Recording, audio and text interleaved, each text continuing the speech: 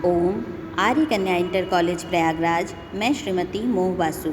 हम लोग पढ़ रहे थे कक्षा 7 का विज्ञान, जिसमें हम लोग ऊष्मा और ताप के बारे में पढ़ रहे थे। ये चैप्टर हम लोगों ने पूरी तरह से समझ लिया था। अब आते हैं इसके प्रश्न उत्तर के बारे में समझते हैं। तो हम ये इसमें जो प्रश्न है आपके अभ्यास में, उसमें है समान द्रव्यमान के दो अलग अलग पदार्थ ए और बी को समान ताप तक गर्म करने में किसको अधिक ऊष्मा की आवश्यकता होगी, जबकि ए की विशिष्ट ऊष्मा बी से अधिक है। तो इसमें दिया हुआ है कि दो अलग अलग पदार्थ हैं जिसमें द्रव्यमान समान है, इसको समान ताप तक गर्म कर रहे हैं और ए की विशिष्ट ऊष्मा बी से अधिक है। तो इसको करने के लिए किसको अधिक ऊष्मा की आवश्यकता होगी।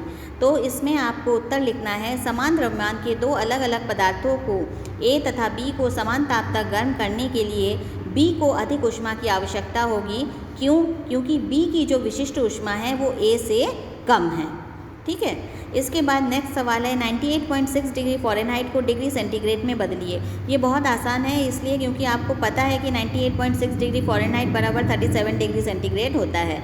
इसको कैसे किया गया है, इसको हल भी करके देख लीजिए। इसमें फॉर्मूला है C/5 = F-32/9। C मतलब सेंटीग्रेड फॉर्म और F मतलब फ़ारेनहाइट। तो C का मान आपको निकालना है, F का मान दिया हुआ है, तो इसकी F की जगह हम इसका मान रख देंगे। ये है F। अब इसमें देखो, ये है F और ये है C, इसकी जगह मान रख दिया, क्रॉस मल्टीप्लिकेशन कर दिया तो C = 333/9 आ गया। अब इसका मान हो गया 37 डिग्री सेंटीग्रेड। अब हम नेक्स्ट करेंगे।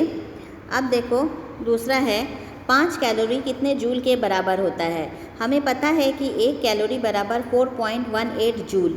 तो 5 कैलोरी कितना होगा, 5 को 4.18 से गुना कर देंगे, जितना आएगा उतना ही होगा। तो ये हो गया 20.9 जूल।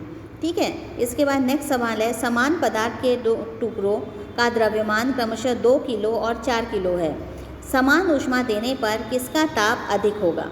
तो चूँकि किसी वस्तु के ताप में वृद्धि के लिए आवश्यक ऊष्मा की मात्रा उस वस्तु के द्रव्यमान पर निर्भर करता है, तो यदि समान पदार्थ के दो टुकड़ों को द्रव्यमान 2 किलोग्राम और 4 किलोग्राम है, तो समान ऊष्मा देने पर 2 किलोग्राम द्रव्यमान वाले टुकड़े को अधिक ताप की आवश्यकता होती है। तो इसका ताप जो होगा अधिक बढ़ेगा।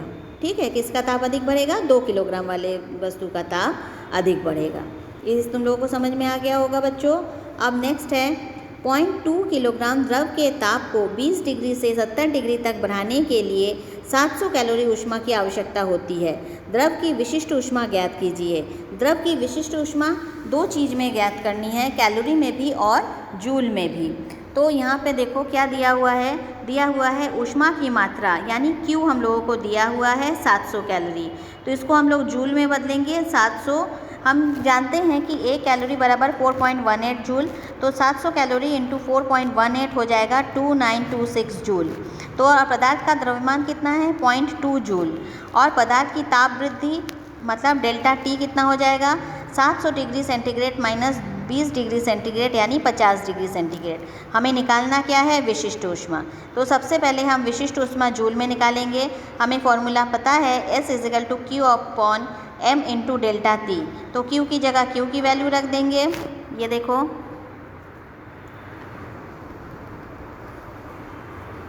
ये आ गया Q, इसकी जगह हमने ये वैल्यू रख दिया।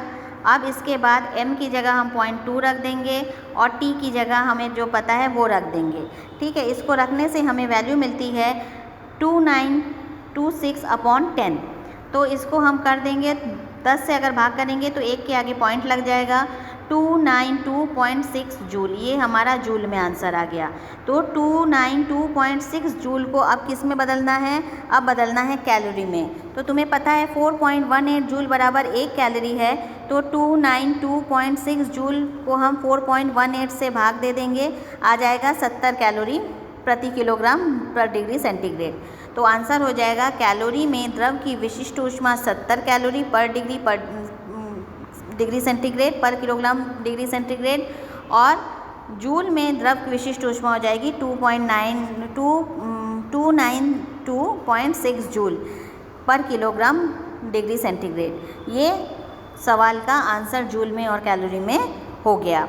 अब हम बच्चों नेक्स्ट देखते हैं 0.2 किलोग्राम द्रव को 135 डिग्री सेंटीग्रेड से 25 डिग्री सेंटीग्रेड तक ठंडा करने में द्रव में निकली विशिष्ट ऊष्मा ज्ञात कीजिए, जबकि विशिष्ट ऊष्मा नहीं, ऊष्मीय ऊर्जा ज्ञात कीजिए, जबकि द्रव की विशिष्ट ऊष्मा 750 जूल प्रति किलोग्राम है। इसमें भी हम फॉर्मूला में रख लेंगे, एकदम सीधे सीधे आंसर आ जाएगा। फॉर्मूला है ऊष्मीय ऊर्जा बराबर पदार्थ का द्रव्यमान गुणे पदार्थ की विशिष्ट ऊष्मा गुणे पदार्थ की ताप वृद्धि। तो यहाँ सवाल में हमें क्या निकालना है, ऊष्मीय ऊर्जा Q हमको निकालना है, द्रव्यमान दिया हुआ है 0.2 किलोग्राम, विशिष्ट ऊष्मा दिया हुआ है 750 जूल पर किलोग्राम पर डिग्री सेंटीग्रेड और ताप की वृद्धि दी हुई है। ताप वृद्धि हम निकाल लेंगे 135 डिग्री। ताप में वृद्धि का मतलब ताप में कमी जो है, जो भी है बीच में अंतर, तो तापांतर हो गया 135 degree centigrade minus 25 degree centigrade, ये हो गया 110 डिग्री सेंटीग्रेड। हम सीधे सीधे फॉर्मूला पे रखेंगे। Q हमको निकालना है, M हमारे पास है 0.2 किलोग्राम, S हमारे पास है 750 जूल और T हमने निकाला है 110 डिग्री सेंटीग्रेड। इसको करने से हमको आ जाएगा उत्तर 16500 जूल, ये उसका आंसर हो जाएगा। तो आज के लिए बस इतना ही बच्चों, तुम लोग इसको अच्छे से समझ के करना। तब तक के लिए खुश रहो, सुरक्षित रहो, स्वस्थ रहो और पढ़ते रहो।